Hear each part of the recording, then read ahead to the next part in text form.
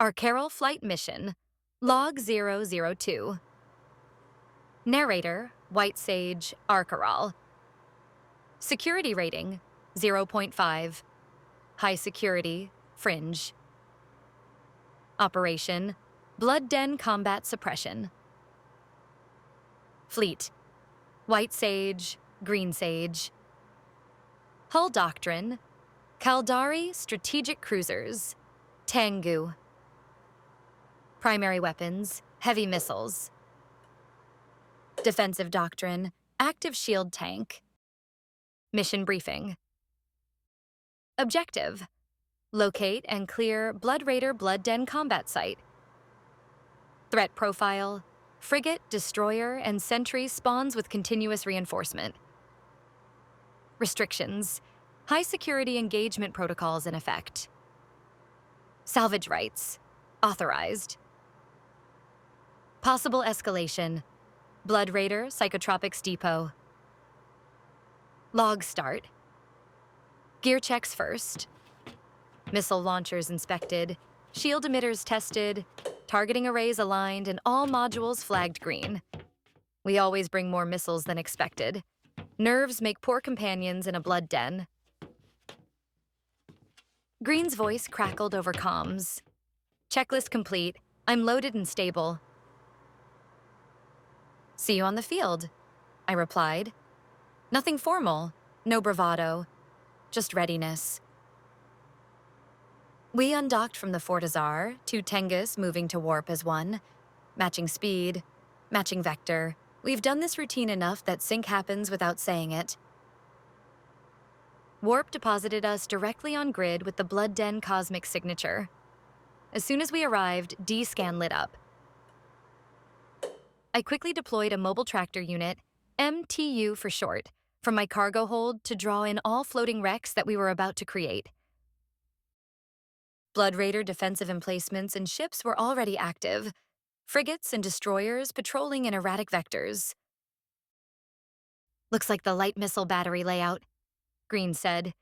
She'd run these before. Initial hostiles accelerated toward us. 5 Blood Raider frigates, Corpi Engraver and Collector models. 4 destroyers, Corpior, Friar and Cleric. 2 Sentry Bloodlight missile batteries deploying static defenses.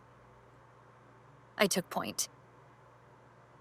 Green, engage frigates. I'm opening on missile batteries, then destroyers. Got you. Small boats coming at you now. Missiles launched in overlapping arcs. Green's volleys shredded incoming frigates while I worked the destroyers and neutralized the missile batteries.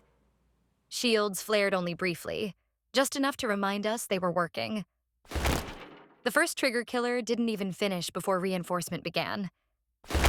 New waves of frigates appeared, this time the more aggressive Sentai Reaver and Seeker classes, pairing with more sentries and destroyers. Green called it out. Second spawn incoming port side. Her missiles impacted with crisp efficiency. I see them, redirecting fire. We slowly tightened the net, missile volleys thinning hostile numbers but never stopping. Waves kept appearing. Frigate after frigate, each spawn triggered by the last ship we killed. By the time the next reinforcement hit, the mix had evolved. New frigate types, Sentai Follower and Worshipper. Multiple destroyers, repeat Corpier models. Additional sentries activating nearby positions. Green and I fell into rhythm.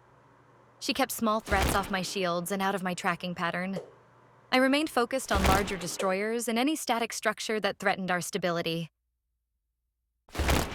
Crossing 50s on incoming hosts, she said.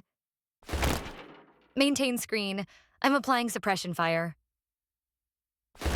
When the destroyers collapsed, we reached the last anticipated spawn. More frigates and heavier destroyer combinations emerged, as expected given the site's reinforcement pattern. Again, Green's missiles carved paths through smaller hulls. I kept focused on larger targets. Shields held. Missile launcher tubes emptied and cycled again. A static calm settled over the blood den pocket. Machine hum and drifting wreckage replaced the waves of hostile signatures. I worked my way back to the MTU, collected the loot. Loot is part of the cycle. Missiles don't replace themselves, and pure efficiency pays for future operations. Green held overwatch while the MTU finished up, and I collected our spoils. D-scan stayed clean. Local was quiet. Once the grid was stripped and the MTU recovered, we aligned for warp back to the Fortizar. Shields humming like they weren't even given a challenge. Missile launchers reloaded and ready for more. Both Tengus traveled home lighter on ammo, heavier on purpose. "Clean run," Green said. "Just how I like it," I replied. 2 pilots, 1 blood den. No loose ends left behind. Log end.